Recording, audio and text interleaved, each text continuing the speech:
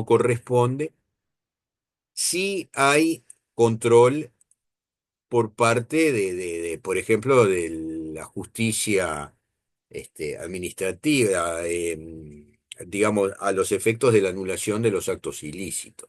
Entonces, cuando el 309 habla del control del Tribunal de lo Contencioso y ahora del tribunal más los dos juzgados, digamos, subalternos que se crearon hace poco y que entraron a funcionar prácticamente a principios de este año, después de la feria judicial, el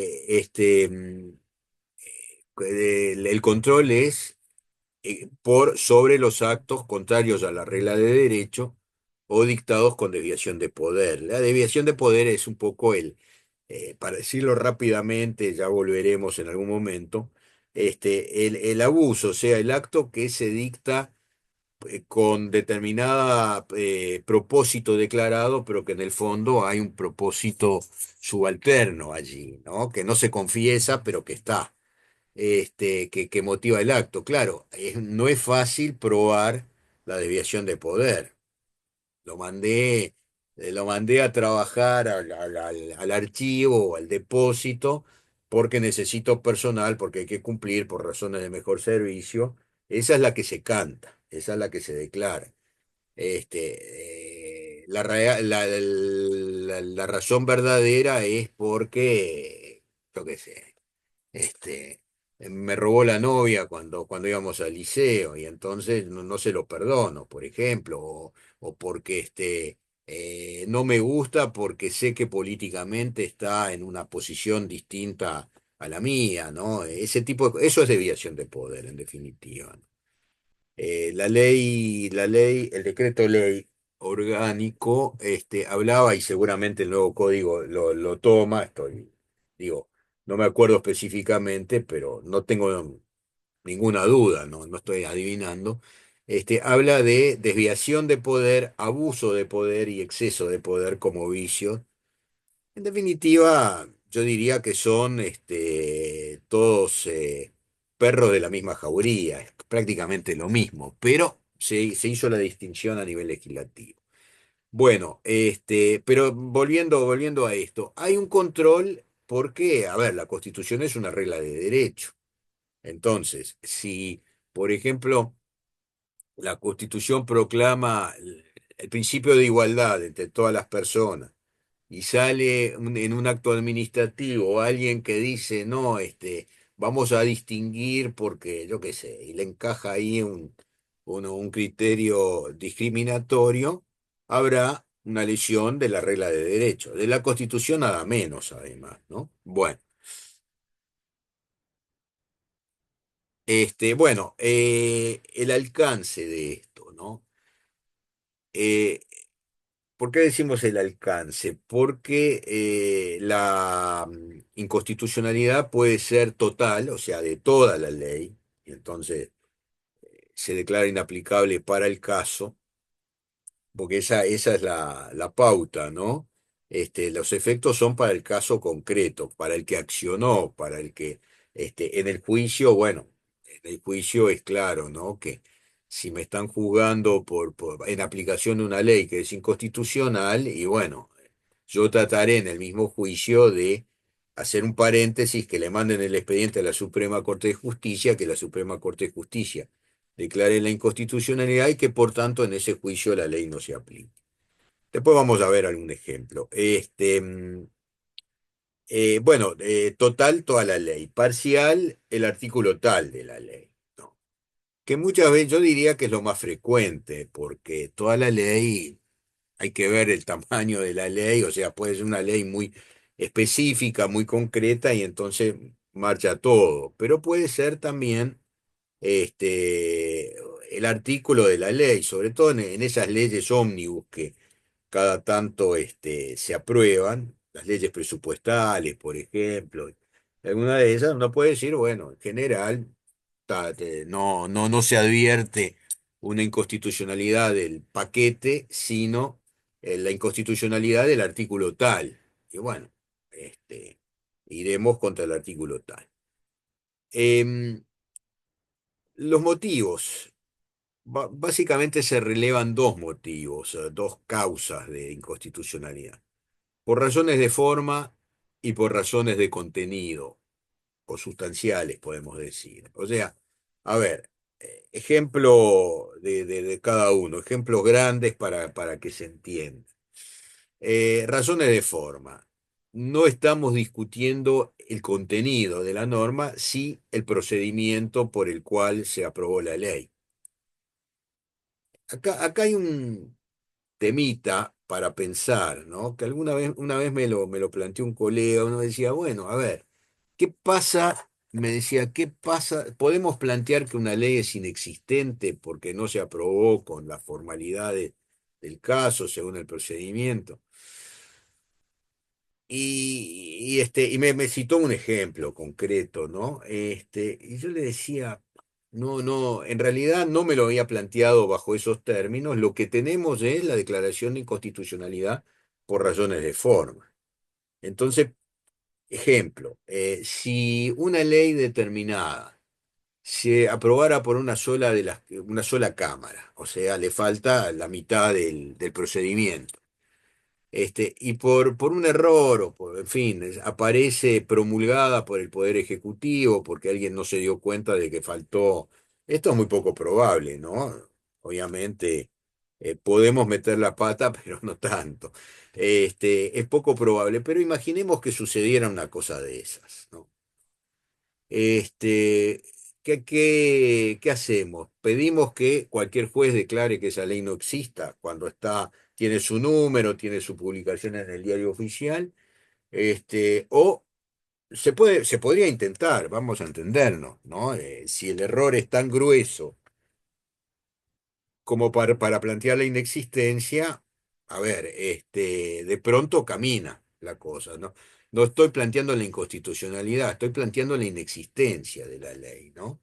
Que de alguna manera juega a favor lo de la jurisdicción, la jurisprudencia, perdón, a partir de 1993. O sea, la ley ya no existe porque fue derogada por la Constitución. La ley no existe porque nunca se aprobó en definitiva, más allá de que por error alguien le metió un numerito y se publicó, digamos, ¿no? En fin. Pero digo, esto es muy excepcional, es muy poco probable. Lo que es más probable es que haya habido un error de procedimiento. Un error excusable, diría. Por ejemplo, ¿no? El ejemplo que yo manejo, porque es la verdad, el que la imaginación, que no es mucha, me regaló. Podemos pensar en otros, ¿no? Por ejemplo, em,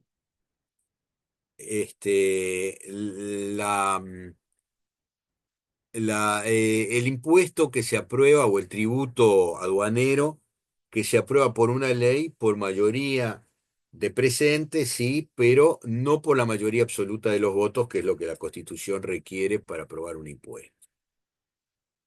Entonces, esto se sostuvo, por ejemplo, cuando la ley que creó el Fondo de Solidaridad, alguna gente decía, esto es un impuesto, e incluso con una firma muy prestigiosa de un profesor de Derecho Financiero, esto es un impuesto.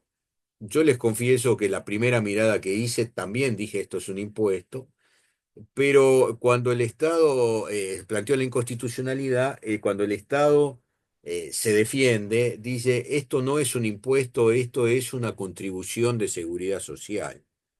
Y la verdad es que también podía ser vista desde esa óptica, ¿no? Y que fue además lo que dijo la Suprema Corte de Justicia, perdón, que conformó nada, que iba a decir que confirmó, pero en realidad tampoco es una confirmación. Lo que hizo fue declarar la constitucionalidad de la ley. Dijo, no es un impuesto, es otra clase de tributo, para esta clase de tributo no se necesita mayoría absoluta.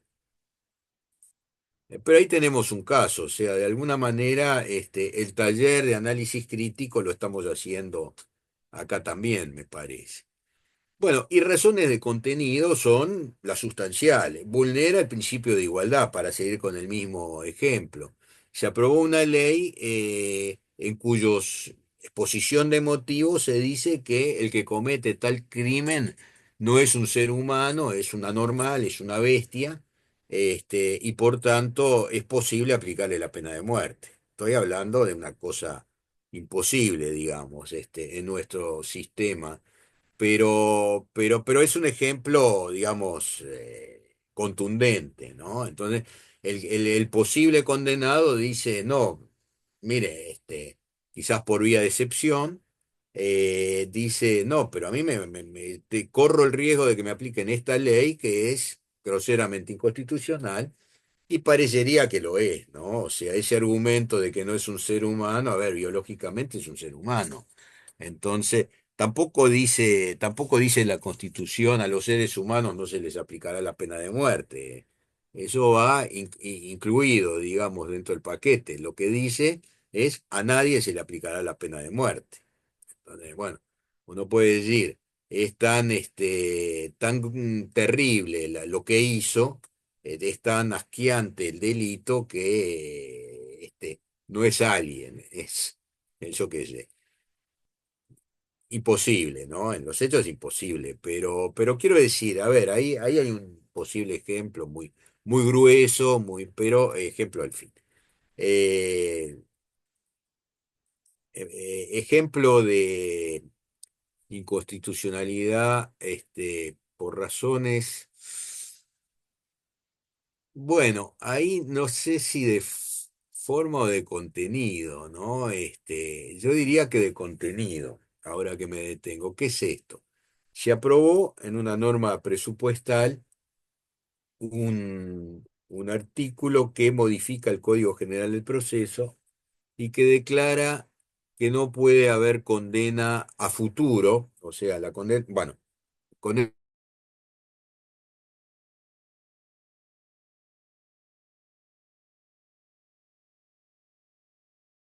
viendo, yo por mi cargo, por ejemplo, tengo derecho a cobrar un sueldo de tanto y me están pagando menos que eso.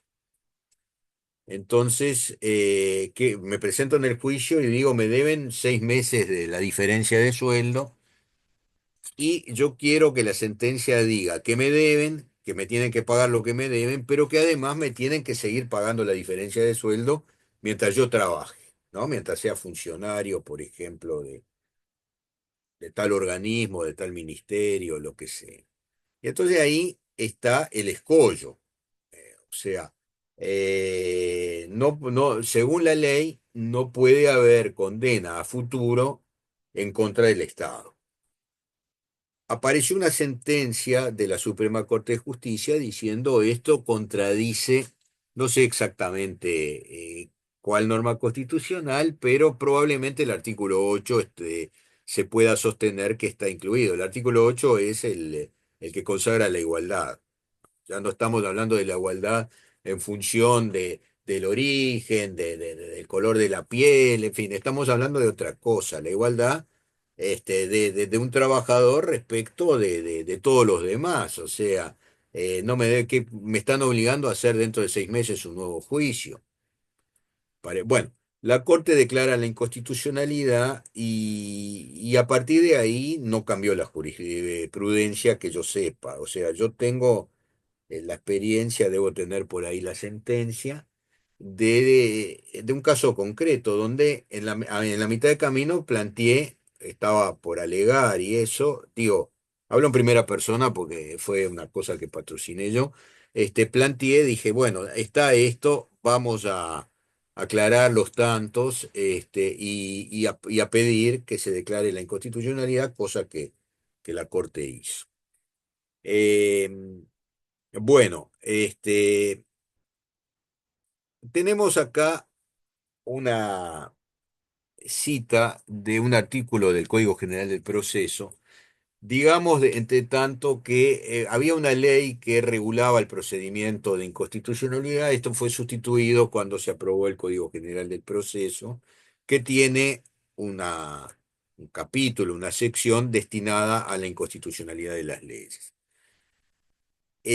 Ahí aparecen algunas soluciones, por ejemplo, que la vía de excepción se puede plantear hasta que el juez declara autos para sentencia, o sea, quiere decir, se acabó el juicio, ahora me voy a poner a estudiar yo el asunto y bueno, y cuando termine de estudiar dicto la sentencia. Y por ejemplo, esto del artículo 512, ¿no? Debe expresarse con total precisión y claridad las normas que se consideren inconstitucionales y el principio o norma constitucional. Es interesante destacar que menciona el principio. O sea, si esto estuviera claramente escrito, no hablaríamos del principio. Si hablamos del principio es porque estamos abriendo la ventana del artículo 72, por ejemplo, ¿no? O sea, no, acá hay un principio, acá hay algo que aunque no esté escrito, está, es parte de nuestro sistema constitucional y por tanto se puede declarar la inconstitucionalidad por vulnerar ese principio.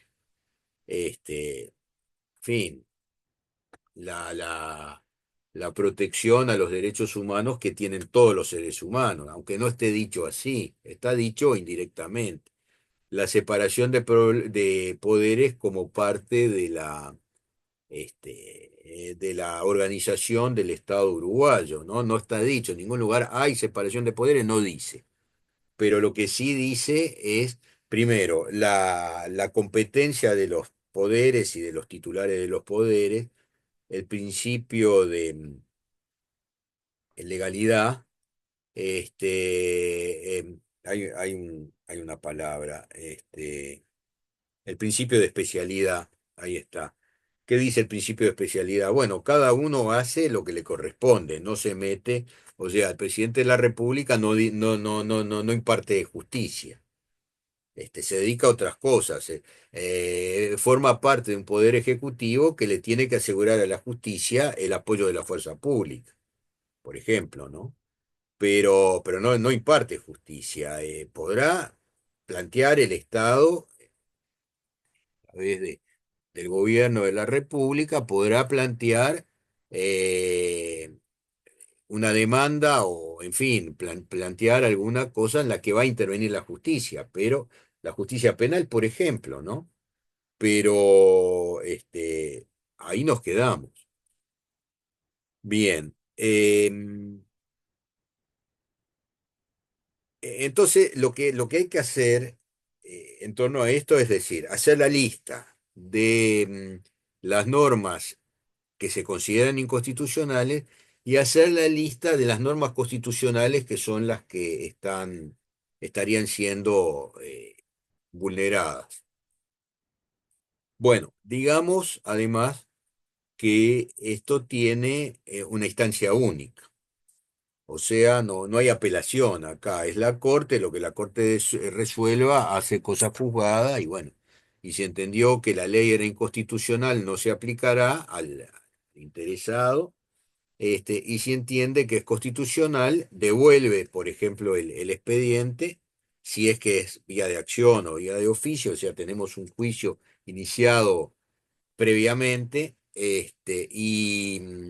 lo devuelve y el juez tendrá que fallar en función de lo que diga con la ley que se consideró inconstitucional incluida, ¿no? O sea, acá se terminó la discusión. Es o no constitucional. Si es inconstitucional, no se aplica. Si es constitucional, este, a ver, no, perdón. Si es constitucional, se aplica. Si es inconstitucional, no se aplica. Bueno, instancia 1. A ver, acá tenemos el tema de las vías. ¿Qué son las vías? Me acuerdo que cuando armé un PowerPoint para mi hija Daniela y sus amigas, yo decía, pero en esa facultad no hay paridad de género en absoluto, ni un varón, ni por casualidad, ¿no? Pero armé una cosa que después, adaptado, le saqué las bromas, le saqué alguna cosa que puede ser muy didáctica, pero que me pareció que Perdón, no la alcanzaba la interrupción. solemnidad necesaria, entonces no la traigo acá. Pero cuando esto de las vías, que encontré una foto con unas vías de tren y ahí aparecía una lámina antes de arrancar con esto, con las vías del tren. Bueno, las vías quiere decir no solo las del tren, que puede ser más de una cosa. Y acá Profesor, tenemos una disculpe, sección de lo de las vías. disculpe que le Eh, sí, perdón, ¿Me adelante. escucha? Perdón. Sí, sí, Sí, ¿me puede explicar lo que es la vía de excepción? Es que durante un juicio, ¿tá? Se exacto. plantea una excepción a la continuación del proceso por, por mérito de la inconstitucionalidad de una norma que se pretende aplicar por parte Me, del actor. me da 5 minutos, porque ahora Sí. voy a la vía de excepción Ah, y está, porque de yo no la pronto, entiendo, entonces le quería no, preguntar eso. no, Ah, ahí está. escuche, apuesto que lo va a entender. ¿Qué Gracias, jugamos? gracias, muy amable. No, empezamos por la vía de acción, que fue la última que llegó a la fiesta, ¿no? La vía de acción es un juicio independiente. Me entero de que existe la ley, voy con un juicio independiente a la Suprema Corte de Justicia y planteo que, bueno, que yo tengo un interés, directo, personal y legítimo y que por tanto tengo interés a que no me apliquen una ley que es inconstitucional. Voy con un juicio separado, digamos, que esa es la vía de acción. Esto arranca en 1952, como ya hemos dicho, eh, porque en el 34 no se previó la idea del juicio independiente. Eh, entonces, eso, ¿no? O sea, hay un procedimiento, está regulado en el Código General del Proceso actualmente. Hay alguna cosa que está y que no sé, y que Impo no la da por derogada, pero está derogada y salvo que haya cambiado la interpretación, la Corte no lo aplica, que es la vista del fiscal de corte. O sea, había un pronunciamiento allí que la Corte seguía o no seguía, está previsto en las normas, pero hay una ley posterior, habrá habido podemos decir, una derogación tácita. Hay una ley posterior que dice que a los fiscales no se los consulta más como auxiliares de la justicia. Uno dice, bueno, lo que antes hacía el fiscal cuando le preguntaban, ahora lo hace el actuario y a veces sale muy bien y a veces no sale tan bien, ¿no? Este, eh, entonces, bueno, esa es la vía de acción. La vía de excepción, a ver, acá saldo mi deuda con Gustavo.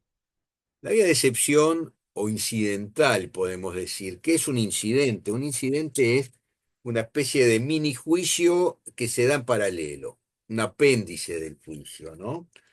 Pero que puede terminar definiendo lo que es el juicio completo. Bueno, en primer lugar, ¿qué quiere decir excepción en este caso, en esta acepción del verbo, ¿no? Del verbo, de la palabra, no del verbo. Este, a veces, cuando uno está cumpliendo la hora de charlar sin parar, empieza a sentir la fatiga, ¿no? Entonces, pido disculpas si me tranco un poco. Este, ¿qué significa la palabra excepción en materia de procesal? Significa defensa. La excepción de pago, ¿qué quiere decir? Que me quieren reclamar una deuda que yo pagué y tengo la prueba, acá está el recibo y todo eso. Y entonces planteo esa defensa. Bueno, esto es también, ¿no? Una especie de defensa porque el razonamiento es, yo sé que en este juicio me tienen te deberían aplicar tal ley, pero resulta que intentaré que la ley no se me aplique por considerar que es inconstitucional. Vuelvo al ejemplo de la mayoría absoluta para el impuesto. O sea, me quieren cobrar el impuesto tal. Yo estoy dentro del hecho generador, está todo fenómeno, salvo que descubrí que la ley era inconstitucional. Con lo del Fondo de Solidaridad, yo les empecé a contar y se planteó, ¿no? El tema de formal, y la Corte entendió, al final creo que sí lo dije, la Corte entendió que no era un impuesto, ¿no? Entonces desestimó la demanda, pero ahí, si la memoria no me es infiel, no se planteó por vía de excepción, no se planteó dentro del juicio que el Fondo de Solidaridad o quien le correspondiera iba a ser contra el abogado tal, por ejemplo. ¿Saben lo que es el fondo, no? Digo, es bueno tenerlo presente hasta para usarlo, para los que estén en condiciones de usarlo. Ahí hay un control que se hace por parte del fondo sobre los medios económicos de la familia, del interesado. Pero uno piensa sobre todo a gente que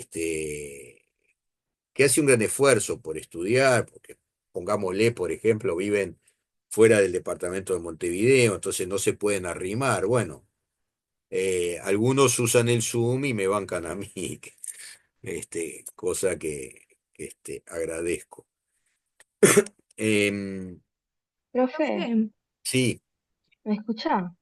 sí, sí, No, perfectamente, perdón por interrumpirlo, pero no creo hay problema. que no está, no sé si está compartiendo el PowerPoint porque no se ve. Ah, no se ve, espera un poquito. No, porque estaba como, Ah, capaz que vamos a toqué ver. algo. A ver.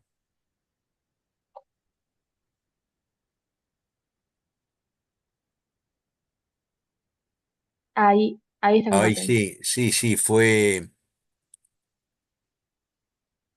este, Ahí va, ahí se se ve ve. que toqué algo que Ahí no, perfecto. metí la zarpa ahí, y salió algo mal. ¿Podría Gracias, ir, gracias podría por el ir aviso, además. una para atrás? Este, entonces, volviendo a esto, y para completar la explicación, tenemos un juicio iniciado. Me están juzgando para cobrarme un impuesto que tiene esa falla, digamos, formal. Me están aplicando una norma de índole penal que es inconstitucional, ¿no? Me mandé un desastre y me quieren aplicar una ley que se aprobó ad hoc para generalizar la pena de muerte con el argumento que les había dicho, ¿no? Un ejemplo que rompa los ojos. Entonces, en el juicio me presento antes de que el juez llame diga, se terminó el juicio, ahora voy a estudiar yo lo que ha pasado en este juicio. O sea, estoy deliberando, estoy estudiando la causa y me voy a pronunciar. Se suspende el juicio, se le remite el expediente a la Suprema Corte de Justicia y la Corte lo devuelve con un fallo. Es inconstitucional la ley que se le debía haber aplicado o no o es constitucional, no es inconstitucional. Y en función de eso el, seguirá el juicio con ese insumo. ¿Por qué decime eso es incidental? Porque es como una especie de incidente de brazo que le salió al tronco del juicio con este tema. Eh, un par de ejemplos reales, ¿no? Que sucedieron.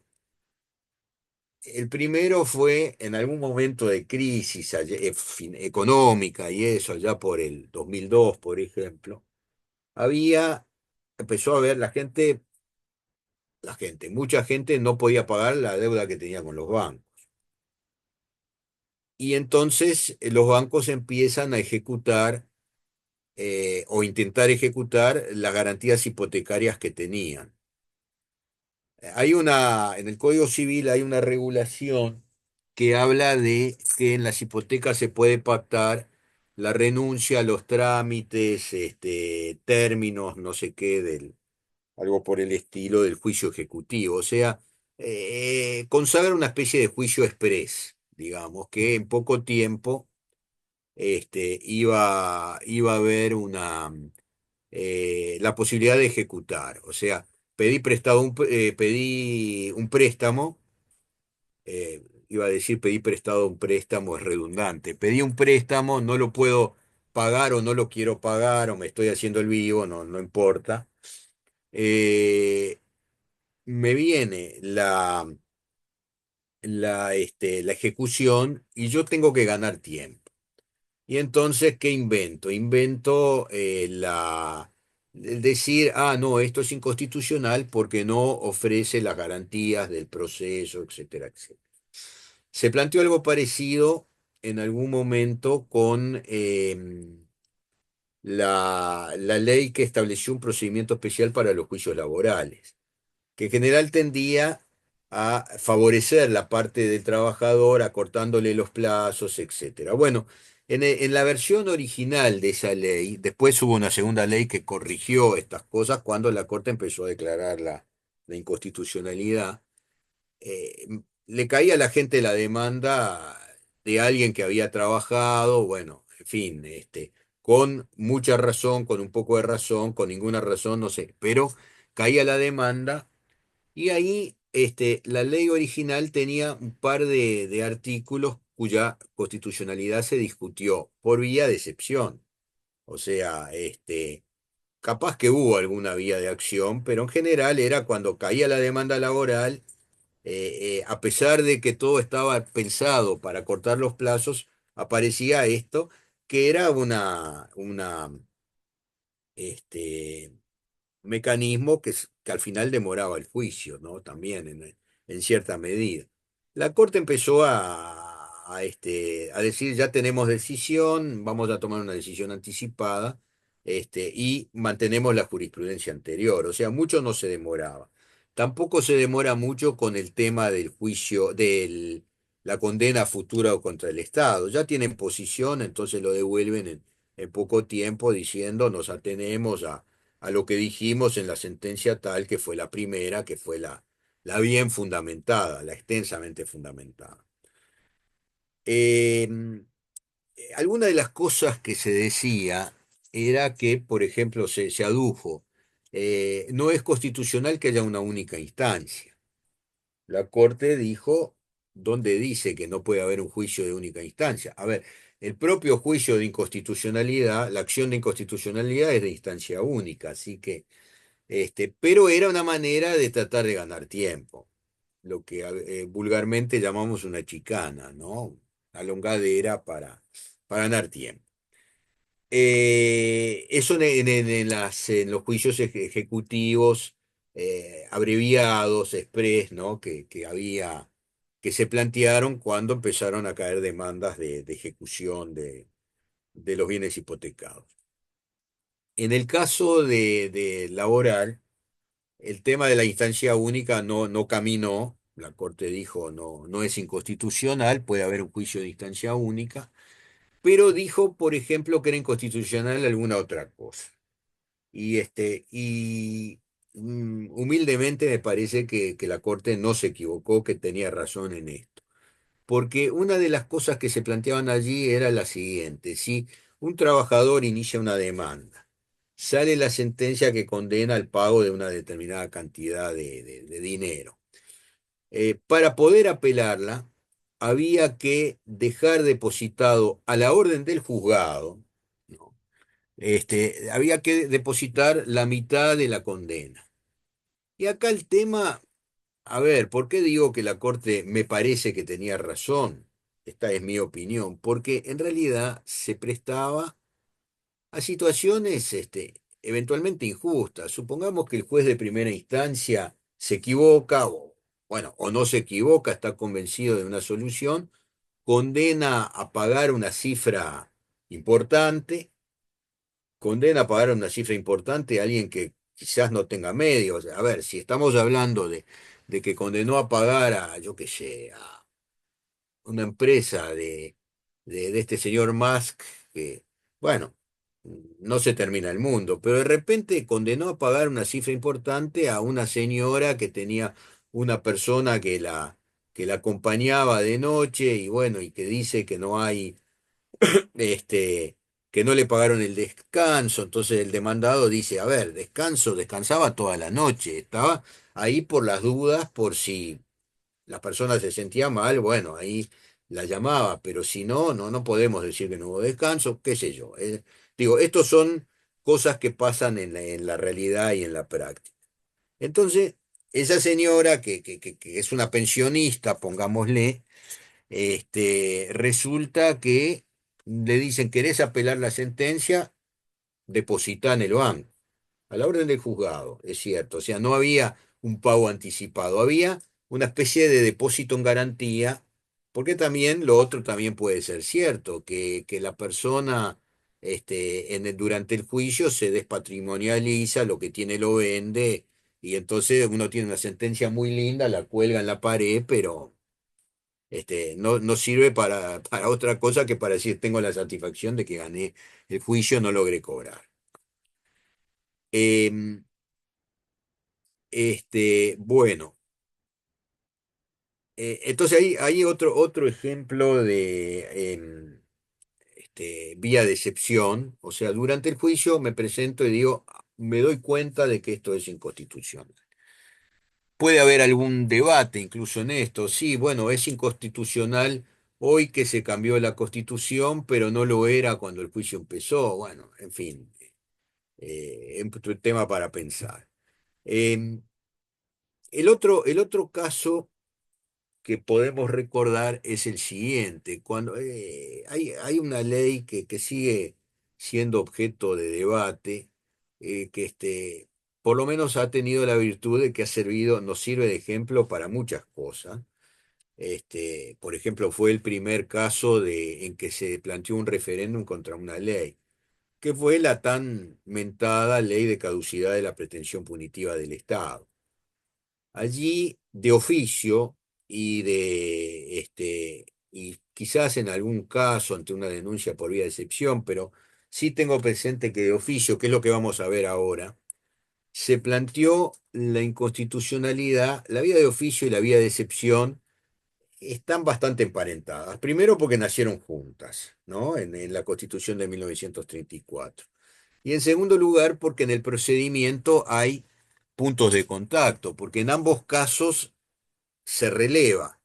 En este caso la parte, en el otro caso el magistrado, el tribunal que está actuando, que podría haber una inconstitucionalidad, se suspende el juicio y se manda el, el expediente a la Corte para que la Corte se pronuncie sobre si eso no es constitucional.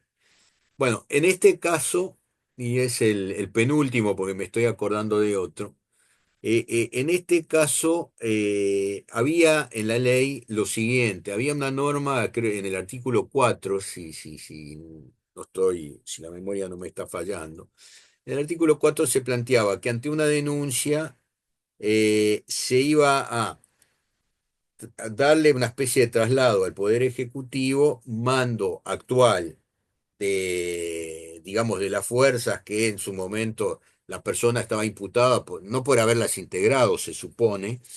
Esto es objeto de debate hasta el día de hoy, ¿no? Es todo un tema. Pero lo que se decía es, bueno, fulano de tal, cumpliendo su función como funcionario, etcétera, cometió estos desmanes, ¿no? Estos excesos, estos desmanes. Y entonces esa especie de norma que decía caducó la pretensión punitiva del Estado no se le aplica, pero previo, o sea, le preguntaban al Poder Ejecutivo, bueno, ¿es verdad que fulano de tal hizo esto en un procedimiento previsto, ordenado, etcétera?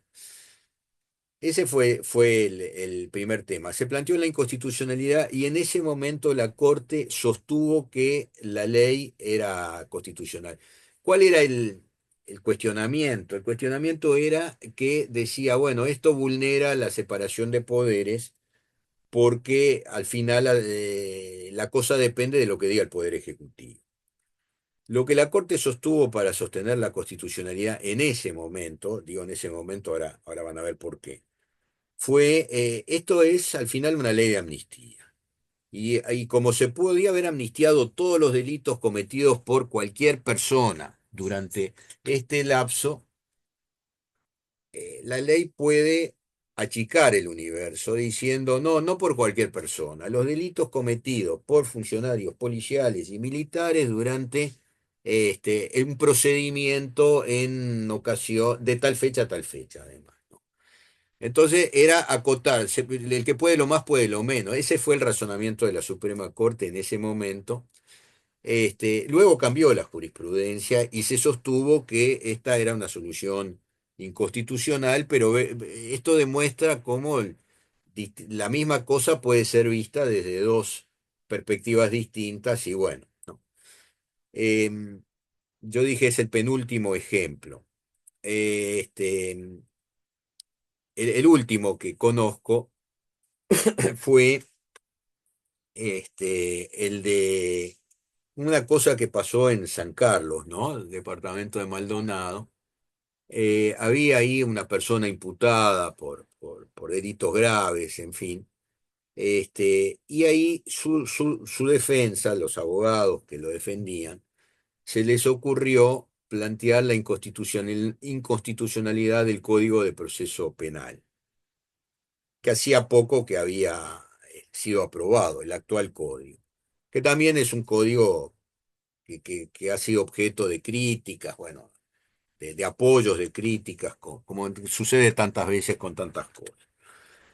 Eh, la fiscal, que digo, yo estuve conversando, fue alumna mía y es muy amiga de mi hija mayor, además, ¿no? Que fueron compañeras en la facultad.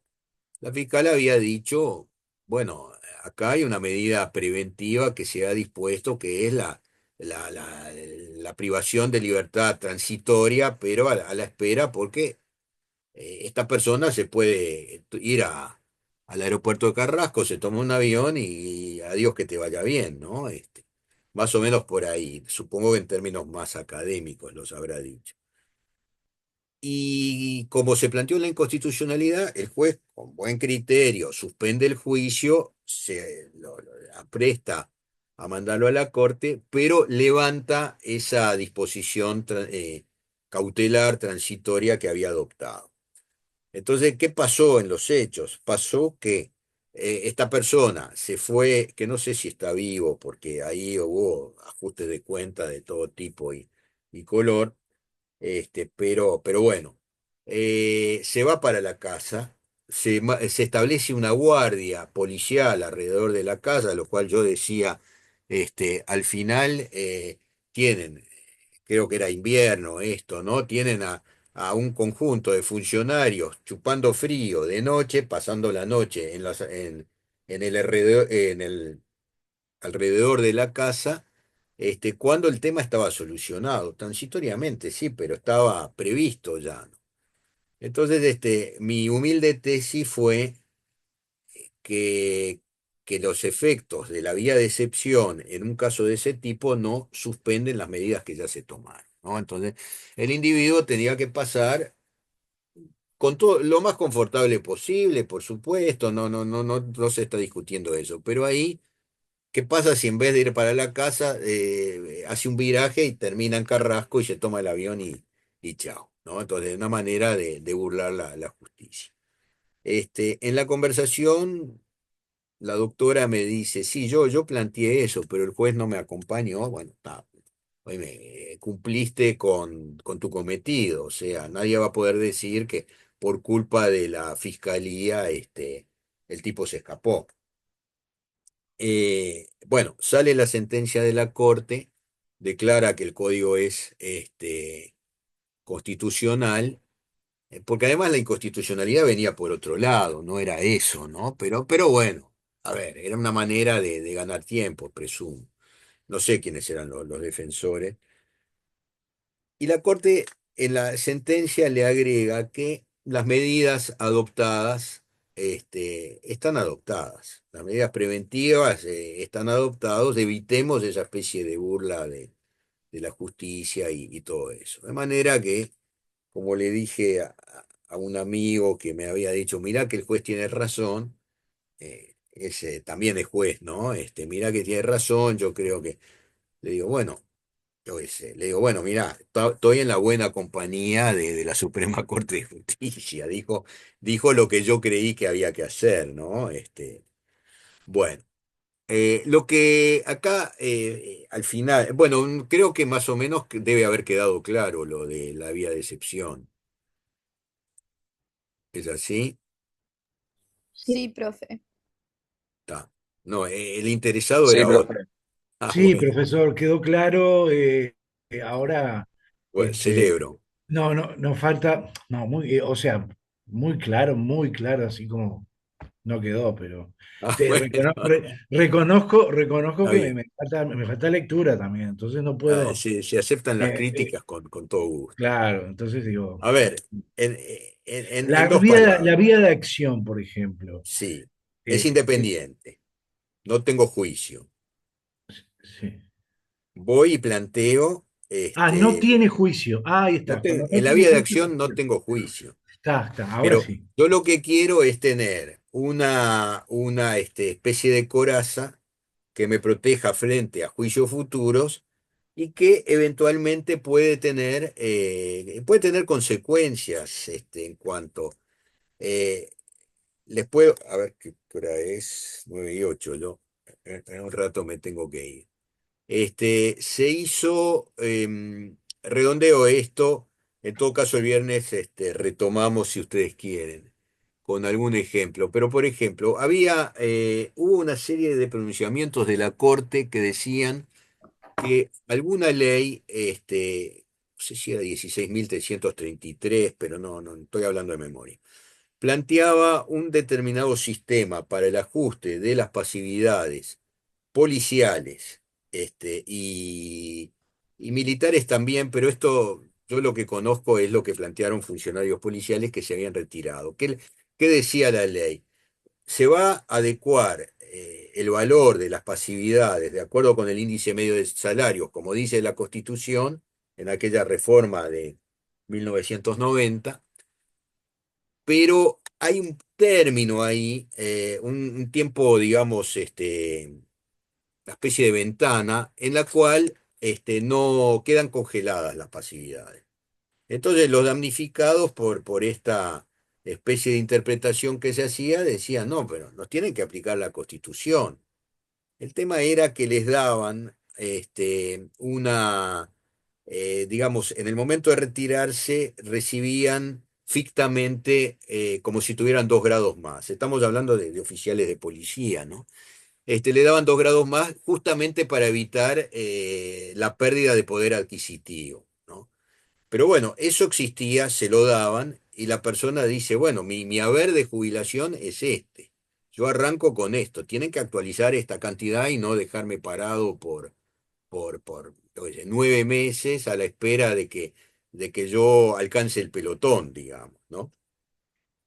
Bueno, empezaron a caer declaraciones de inconstitucionalidad. Yo no sé si después no hubo un cambio de jurisprudencia, pero en ese momento empezaron a caer y esto servía para un eventual juicio mañana, pero además servía para reclamarle a la llamada caja policial, mire, me tiene que pagar la diferencia porque ustedes me han estado liquidando mal, según dijo la Corte, ¿no? Juicio independiente, vía de acción. Vía de excepción, me están haciendo un juicio para cobrarme el impuesto y es un impuesto mal nacido, ¿no? Porque hay un problema formal. Entonces, yo obtengo la sentencia, en principio, para ese juicio. Acá hay una cosa interesante. Después de que tengo la sentencia para ese juicio, ¿me sirve para un eventual segundo juicio dentro de 4 años? No, porque es, que es para el caso concreto. Sí, pero el caso concreto, pero supongamos que se repite la misma situación. O sea, ojo, el no es muy válido. Se puede argumentar con mucha fuerza, ¿no? Supongamos que, ¿qué pasa? Cambió la jurisprudencia de la Corte. Entonces, cuando antes decía es inconstitucional, ahora descubrió con esta nueva integración que no es inconstitucional. Con la ley de caducidad pasó algo parecido. Cambió la Pasó eso. integración de la Corte y dijeron, acá tenemos en el artículo 4 esta opinión que se le pide al mando, afecta a la separación de poderes.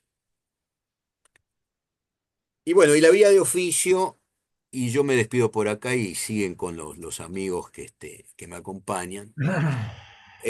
Acá está el tribunal que está actuando, el tribunal que está actuando, plantea, dice, yo tengo que aplicar esta ley, pero para mí es inconstitucional, a ver qué dice la Suprema Corte. Entonces, suspende, igual que en el caso anterior, lo manda a la Corte y en función de lo que diga la Corte será la sentencia.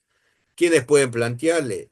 Los tribunales del Poder Judicial, incluyendo la Suprema Corte, que puede estar estudiando un asunto porque le llegó por vía de casación y dice, bueno, pero acá hay un problema de inconstitucionalidad.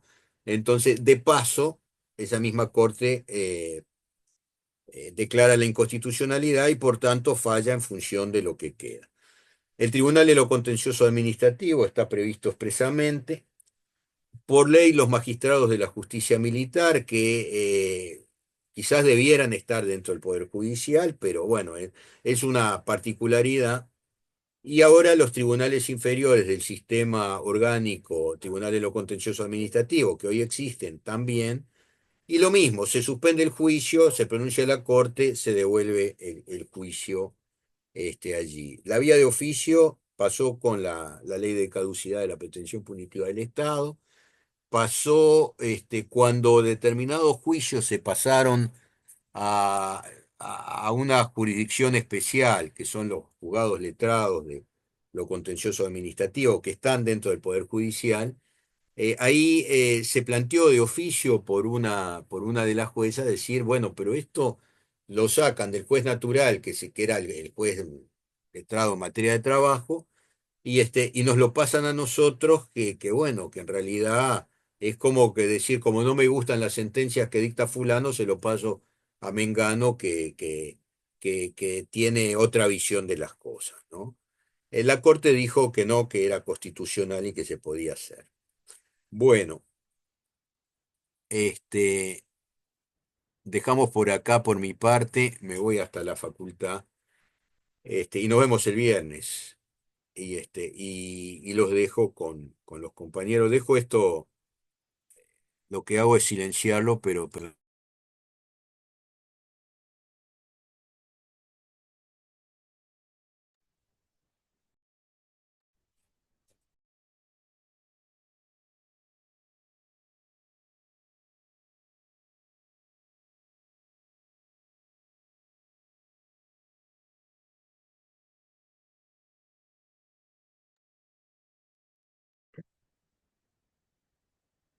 Hola, ¿se escucha? Sí, se Súper escucha, pero bajito. medio bajito. Sí, súper bajito, pero algo se escucha. Ahora, Ahora sí se escucha mejor. Se escucha bien. bueno, en la vía directa, vía de acción o directa, es porque se presenta directamente ante la Suprema Corte de Justicia, por cualquier persona que entiende que esa norma le afecta en un interés directo, personal y legítimo. O sea, no precisa que exista proceso en trámite, lo presenta directamente y la Suprema Corte de Justicia se pronunciará sobre si declara la inconstitucionalidad de toda la norma o de parte de la norma. Las otras vías requieren que exista un proceso en trámite. En la vía de excepción, que también se le dice vía de defensa, cualquier parte del proceso, ya sea el actor o demandante, el demandado o un tercerista que puede venir al juicio porque es citado en un incidente o es citado en calidad de tercero, bueno, porque tiene un interés en ese proceso o en que pueda, lo que resulte de ese proceso le pueda afectar. Bueno, cualquiera de ellos puede presentar la acción de inconstitucionalidad ante el juez de la causa, siempre y cuando el asunto esté pendiente de resolución. Entonces, ¿qué hace el juez de la causa? Tiene que suspender el proceso en trámite y remite todos los antecedentes y todo lo actuado a la Suprema Corte de Justicia. La Suprema Corte de Justicia se va a pronunciar. Luego, cuando se pronuncie la Suprema Corte de Justicia, vuelve al juez de la causa y éste dicta su sentencia. En este caso, la sentencia de la Suprema Corte tiene un efecto vinculante para el juez inferior y las partes de ese juicio. Por eso se dice cuestión previa. Cuestión previa es que el juicio queda suspendido hasta que la Suprema Corte se pronuncie sobre el tema de la inconstitucionalidad. Ese juicio no puede seguir tramitándose hasta que se resuelva ese tema. Y después la resolución de la Suprema Corte posee un efecto vinculante, obligatorio para el juez inferior y las partes en ese juicio.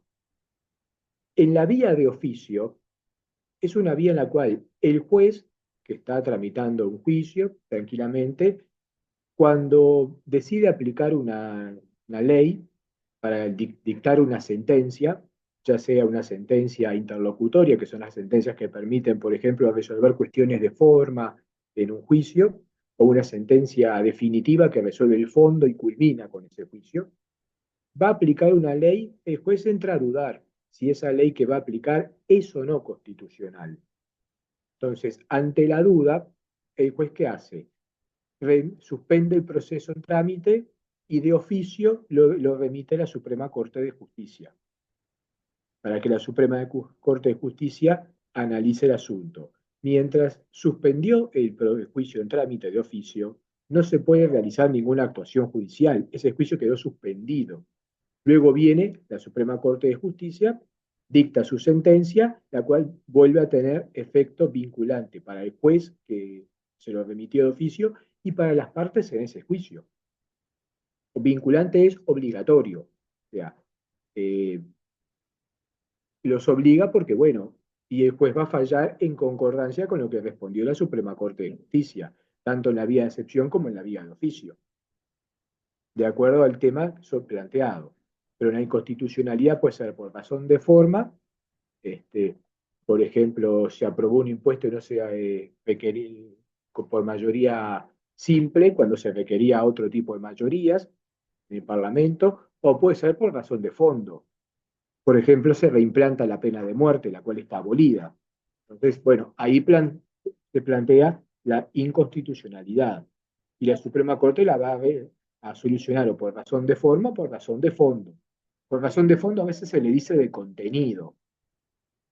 Después tenemos que la inconstitucionalidad, hay varios sistemas. Uruguay sigue un sistema que es judicialista y concentrado. ¿Por qué judicialista y concentrado? Porque en Uruguay se tramita la inconstitucionalidad ante la Suprema Corte de Justicia, que es el órgano máximo del Poder Judicial. Y concentrado porque la Suprema Corte de Justicia tiene competencia exclusiva y originaria en ese tema.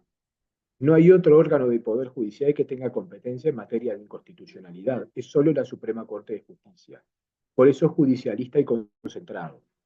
Países como Argentina o Estados Unidos utilizan un sistema judicialista, pero se le dice difuso.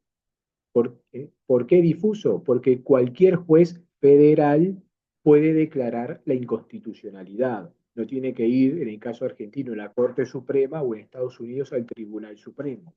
Cualquier juez federal lo puede hacer.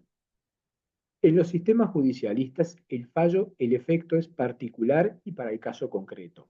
O sea, para aquellos que accionaron en la inconstitucionalidad. No se extiende al resto de la población. El que accionó va a obtener la inconstitucionalidad y a él no se le va a aplicar esa ley que fue declarada inconstitucional, ya sea en todo o en parte, porque se puede declarar toda la ley inconstitucional o parte de ella, varios artículos. ¿De acuerdo? Eso es lo que se puede hacer.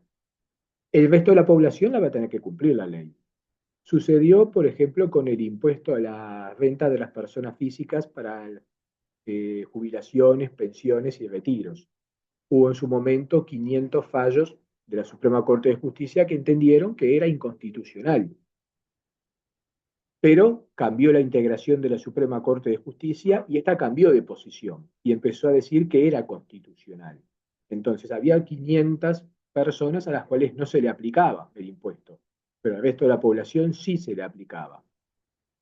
Aquí, bueno, la Suprema Corte de Justicia cuando declara una ley inconstitucional la comunica al Poder Legislativo, pero no para que el Poder Legislativo tome medidas al respecto, sino para que sepa que esa ley que se aprobó fue declarada inconstitucional en todo o en parte. Entonces, en ese caso, ¿qué se hizo? Se decidió derogar el impuesto a la renta de las personas físicas para las pensiones, jubilaciones y retiros, y se creó el impuesto de asistencia a la seguridad social, el cual fue declarado constitucional, porque bueno, había una situación de desigualdad entre unos y otros. Otro sistema donde también se tramita la inconstitucionalidad, que es muy diferente al uruguayo, y es el sistema francés. Francia tiene un Consejo de Control Constitucional. Ese consejo lo que hace es analiza la constitucionalidad de los proyectos de ley. No llega a analizar la ley en sí. El Parlamento francés, que es la Asamblea Nacional, que es la Cámara Baja, y el Senado, remiten el proyecto cuando tienen dudas si este es o no constitucional al Consejo de Control Constitucional, y este Consejo lo analiza. Si el Consejo en su dictamen entiende que es inconstitucional, ya la ley ya no sale, ese proyecto no se convierte en ley. Por tanto, para los franceses el control es previo, no es un control de inconstitucionalidad, es un control de constitucionalidad, porque es previo a que exista la ley. Nosotros tenemos la acción de inconstitucionalidad porque ya la ley ya existe. En el caso francés, es un proyecto que, bueno, que si se declara inconstitucional, no se aprueba ese proyecto, por lo tanto no se va a accionar. Otro sistema es el sistema keynesiano, porque lo organizó Hans Kelsen. Hans Kelsen había sido un abogado, asesor en el Ministerio de Hacienda del Imperio Austrohúngaro, y al terminar la Primera Guerra Mundial, se le encargó redactar la constitución de los territorios de habla alemana y alpinos del desmembrado imperio, o sea, la constitución austríaca de 1920. Y en esa constitución Kelsen decide establecer un sistema, un órgano independiente, que sea independiente del poder ejecutivo, pero a la vez independiente del poder judicial, que tenga la misma jerarquía que la Suprema Corte de Justicia, pero que esté fuera, sea independiente de ambos, no sea judicial. Se llama Tribunal Constitucional. Entonces, uno presenta se presenta la acción de inconstitucionalidad ante el Tribunal Constitucional y este emite una sentencia. En el sistema keynesiano, la sentencia de los tribunales constitucionales tiene efectos generales y abstractos. ¿Qué quiere decir? Que cuando el Tribunal Constitucional declara una ley inconstitucional, que esa ley queda derogada. O sea, no se puede aplicar ya para nadie. Queda desde ese momento en adelante derogada. Se comunica al Parlamento y sale en el boletín oficial del Estado, para que todo el mundo tenga conocimiento de que el Tribunal Constitucional falló declarando la inconstitucionalidad de la ley tal o X tal, y esa ley quedó derogada. Ya a partir de ese momento, que la sentencia queda firme, ya no se puede aplicar esa ley, pero es general, es para toda la población. No importa quién haya accionado, aunque haya accionado un organismo público o un grupo de personas, no se aplica a nadie más. Esas son las diversas formas que tenemos de establecer el tema inconstitucional. Nuestro sistema está regulado en el Código General del Proceso, que regula la parte procesal, el procedimiento de inconstitucionalidad. La Constitución habla más bien de, bueno, qué es la inconstitucionalidad, cuáles son los requisitos para presentarla, las vías, y lo deja ahí, pero el procedimiento está en el Código General del Proceso como un proceso, todas las vías, la acción, la excepción y la vía de oficio, toda la parte procedimental. ¿Alguna duda van llevando al respecto? No. No, por La, ahora se entiende. A ver, la inconstitucionalidad surge en Estados Unidos. Yo soy el famoso caso Marbury versus Madison, el caso Scott versus del caso de Dred Scott. Son casos en los cuales no había en aquella época, no existía lo que era la inconstitucionalidad. Entonces se plantea el tema y el juez Marshall, que fue el primer juez de la Corte Suprema de Estados Unidos, falla a favor de la Constitución. Cuando una norma choca con la Constitución, predomina la Constitución, que es la norma de mayor jerarquía. Entonces, ahí es que se comienza el sistema de inconstitucionalidad. ¿Sí? Yo tengo una pequeña duda, como para terminar de aclarar. ¿La única vía que se puede aplicar sin un juicio previo es la vía de acción? Claro, en la vía de acción usted, por ejemplo, le vamos a aplicar un impuesto llamado, pasó con el impuesto a la renta de las personas físicas. Casi todos los casos que se plantearon de inconstitucionalidad fueron por vía de acción. La gente se organizaba hasta grupos, le presentaba la demanda de inconstitucionalidad directamente a la Suprema Corte de Justicia.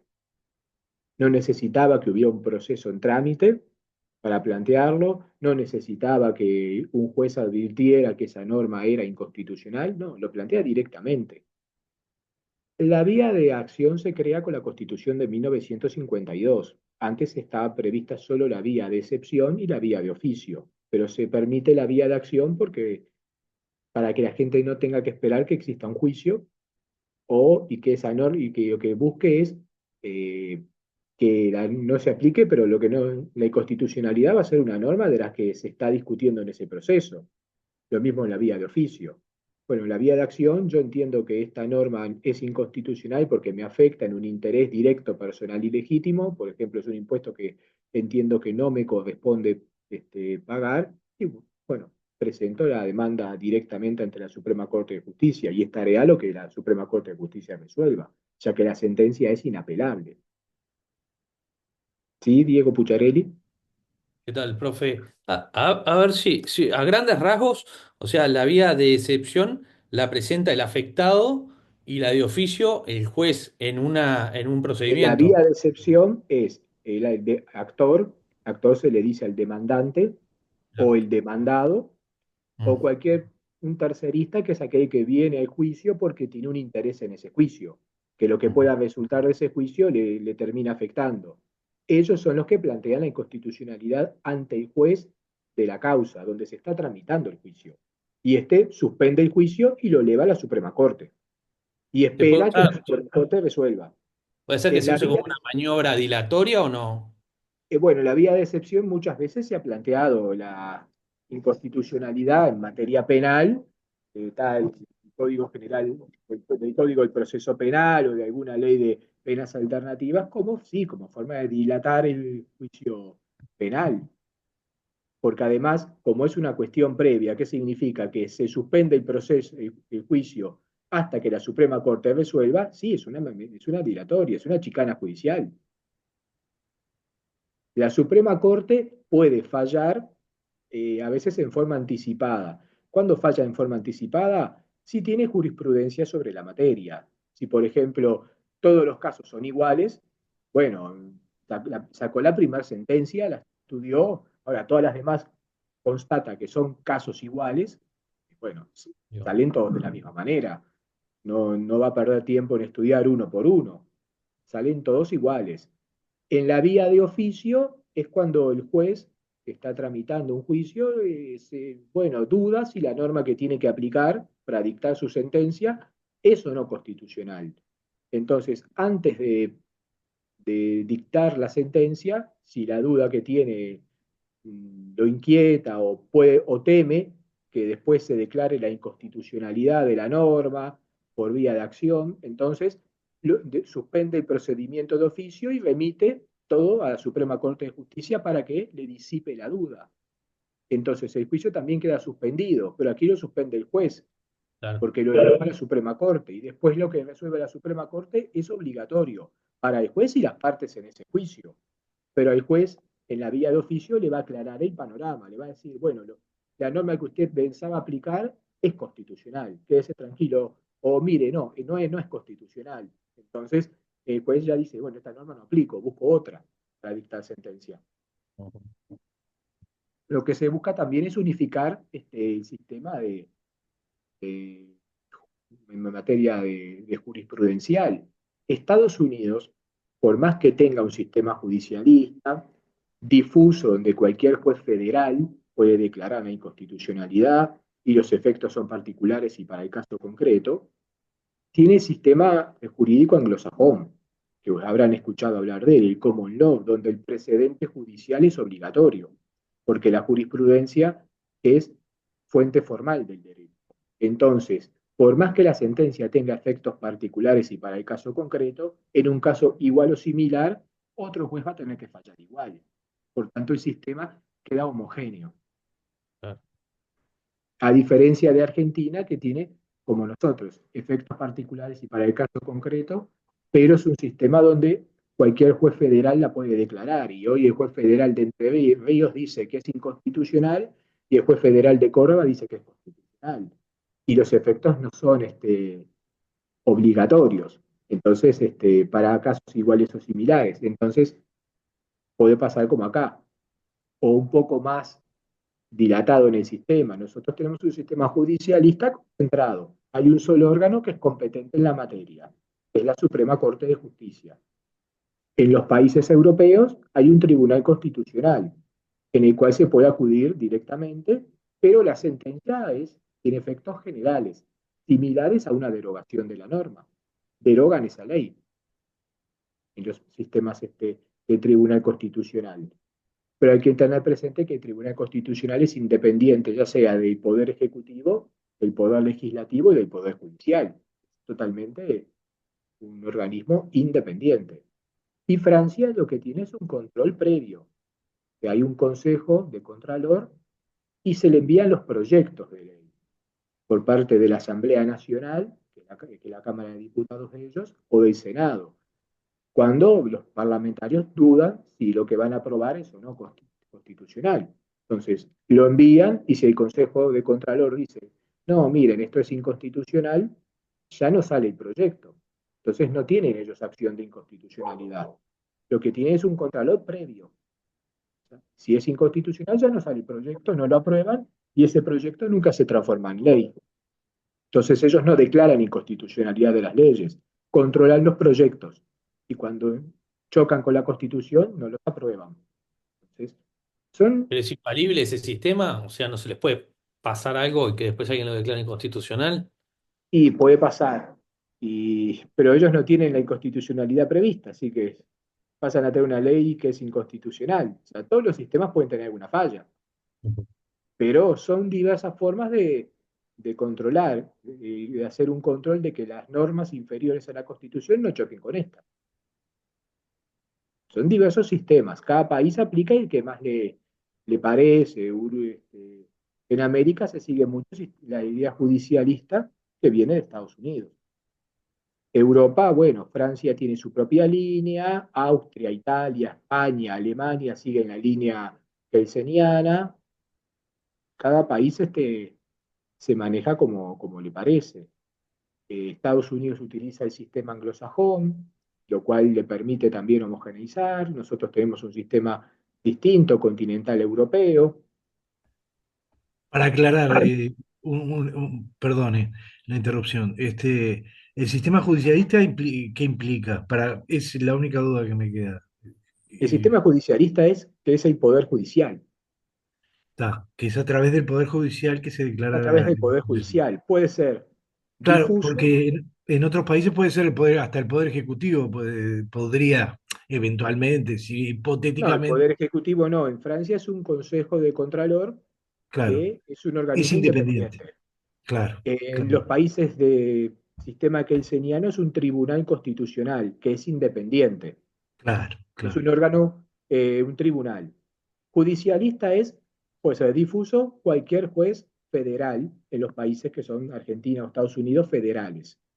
En el caso uruguayo, concentrado, solo la Suprema Corte de sobre la Justicia, pero está dentro del Poder Judicial. O sea, usted no puede ir al Tribunal de lo Contencioso Administrativo o a claro. la Corte Electoral y pedir que le declaren la inconstitucionalidad. Le van a decir, no, tiene que ir a quien le compete. Perfecto, muchas gracias.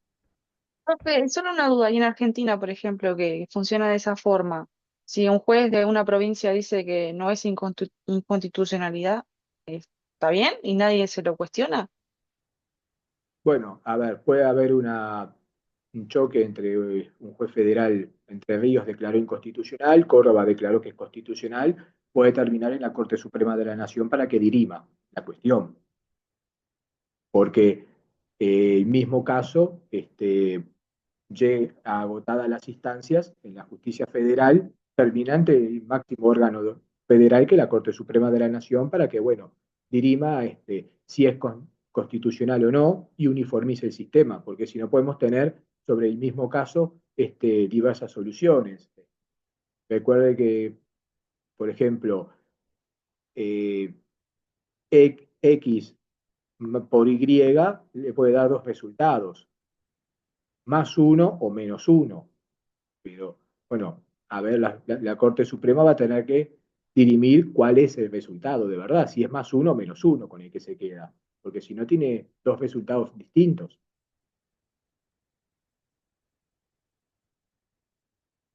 Nosotros tenemos un sistema de tres vías, había dos, se creó una tercera para mayor acceso de la población, para que la población además pudiera ejercer el derecho directamente y no tener que estar en un juicio, porque además en un juicio lo único que se podía plantear como inconstitucionalidad eran las normas en ese juicio, sobre las cuales se iban a aplicar. Entonces, yo ahora, por ejemplo, aparece un impuesto distinto y bueno, o una norma que me siento que me afecte, como pasó con la ley de medios, que se planteó la inconstitucionalidad no de toda la ley, sino de ciertos artículos de la ley. O sea, y la Suprema Corte de Justicia hizo lugar a la inconstitucionalidad de ciertos artículos. Eso es una inconstitucionalidad parcial, no es de toda la norma, es de parte de esa norma. ¿Tiene efectos particulares para el caso concreto? Sí, para los que accionaron. Pero se comunica al Parlamento para que sepa que, bueno, que la norma que se aprobó ya tiene, digamos, quedó perforada en algunos lugares, que no se van a aplicar tales artículos para tal grupo de personas. Entonces, bueno, el Parlamento va a tener que buscar una solución para que homogeneice la legislación, o sea, crear una nueva ley que comprenda a todos. Pasó con el impuesto el IRPF a las pasividades. Había 500 casos que era inconstitucional y el resto era constitucional. Entonces, el Parlamento, al recibir el comunicado, solo a los efectos informativos, no lo recibe para otra cosa, pero sabía que tenía una ley que tenía 500 perforaciones. Bueno, entonces tomó cartas en el asunto que hizo, derogó el IRPF a las pasividades y creó el impuesto de asistencia a la seguridad social. Bajo otra premisa, bajo otro concepto, y bueno, bajo otro hecho generador, y ahí, bueno, la Suprema Corte lo declaró constitucional. Y todo aquel que tenía una sentencia de inconstitucionalidad del IRPF, las pasividades, no la pudo hacer valer frente al impuesto, frente al IAS, porque era otra cosa. Pero el Parlamento, el conocimiento del Parlamento es para que éste pueda llegar a homogeneizar la jurisprudencia, si no le van a quedar las leyes perforadas. Se le aplica a una persona esta ley, pero hasta otra no, porque tiene una declaración de inconstitucionalidad a su favor. Bueno, eso se busca solucionar mediante la comunicación al Parlamento por parte de la Suprema Corte. A los efectos informativos, nada más. Después el Parlamento deberá, si trata de uniformizar el sistema o lo deja así. La costumbre ha hecho que, en realidad, que el Parlamento trate de uniformizar el sistema. Incluso el Poder Ejecutivo envía a veces proyectos para uniformizar el sistema, para que no quede, bueno, con estas desigualdades, porque ahí estaríamos vulnerando el artículo 8, que consagra el principio de igualdad ante la ley. La única diferencia son los talentos y las virtudes, pero aquí no hay ninguna diferencia de ningún talento y ninguna virtud. Entonces la igualdad ante la ley no se está cumpliendo. Entonces, para mantener también la coherencia con el artículo 8. ¿Alguna duda?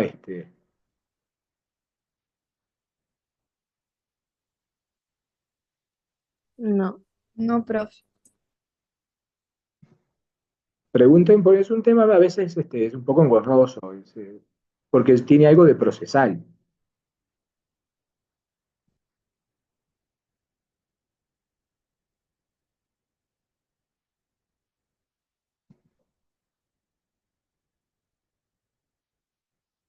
es lo que en Uruguay existe como principal sistema para defender la Constitución frente a leyes e incluso decretos de las juntas departamentales con fuerza de ley en su departamento que choquen contra la Constitución, porque no solo contra leyes, también comprende los decretos de las juntas departamentales que tienen fuerza de ley en su departamento, que pueden ser objetos de declaración de inconstitucionalidad. O sea, todo lo que es legislativo, ya sea nacional o departamental. Sí, Antonio Olivera. Hola, buenos días. Ahora la pregunta y la duda que me quedó, por ejemplo, si nosotros estamos ante un juicio o similar, donde, donde se plantea esta situación de constitucionalidad, ¿no? Y a su misma vez se está derogando la misma que se está planteando. ¿Cómo queda eso? Bueno, si está ante un juicio y llega primero la derogación, bueno, no va a haber nada que declarar inconstitucional, queda derogado. Lo que se puede declarar igual es la inconstitucionalidad porque no se tenga presente que la derogación es a partir de este momento en adelante, no hacia el pasado. Pero como la norma no se le va a aplicar porque no se va a dictar sentencia todavía, si no se dictó sentencia, bueno, se toma la derogación y adiós, adiós norma. Si ya se dictó sentencia, bueno, la declaración de inconstitucionalidad le va a servir porque la derogación es hacia el futuro, de ahora en adelante. Pero esa ley surtió efectos al pasado y si a usted le dictaron en el juicio sentencia y a los 3 días se derogó la norma, por esos 3 días esa norma inconstitucional se le pudo aplicar. Entonces, bueno, ahí tiene la sentencia. Y en el caso que con anterioridad Si, si, esa si- derogación no haya, si está no en haya tenido... trámite, si está en trámite en el proceso, porque usted presentó la acción de inconstitucionalidad, pero antes de que la Suprema Corte resuelva, se deroga la norma, bueno, le devuelve, sale la sentencia diciendo que la Suprema Corte no va a declarar inconstitucional una norma que ya está derogada. Bien, y en el caso que con anterioridad no tuviera sentencia alguna, pero en la derogación, al aprobarse, cuente con una sentencia, ¿cómo queda? ¿Queda nulo eso? Si, a ver, usted presenta reclamó y la Suprema Corte dictó sentencia. Si a usted la sentencia declara inconstitucional, la derogación no lo va a afectar. Bien, ahora sí entendí, ahora sí. Ahora, si declara la constitucionalidad, viene la derogación. Bueno, no se le va a aplicar a partir de la derogación, Ahí va, bien, entendí, porque ahora sí. tenga presente que la sentencia de la Suprema Corte es irrecurrible. No puede presentar otro recurso más. No puede apelar la sentencia de la Suprema Corte, no puede ir en casación ni en revisión, ¿no? Ni pedir otro juicio posterior. Ni siquiera puede presentar el recurso de reposición para que le aclaren ciertos puntos. Lo único que puede presentar son 2 recursos, aclaración y ampliación. Aclaración para que se le aclare el contenido, nada más. Y ampliación para que se le amplíe los fundamentos del fallo. Pero si es que usted quiere que se le amplíen los fundamentos del fallo o que se le aclare el contenido de pero no puede hacer más nada. Bien, muchas gracias entonces, profesor. No merece. ¿Alguien más tiene alguna otra duda? Si no, nos estamos viendo el viernes, Ismael. No tengo ninguna duda. Bueno, entonces le decimos a los muchachos hasta el viernes. Nos vemos el viernes, gente. Bueno, hasta el Bueno, me viernes. parece bien, Nos vemos gracias. el viernes. Hasta el viernes. Hasta el viernes. Bien. Chao. Chao. Nos vemos, profe, hasta el Chao, viernes. gracias. Viernes.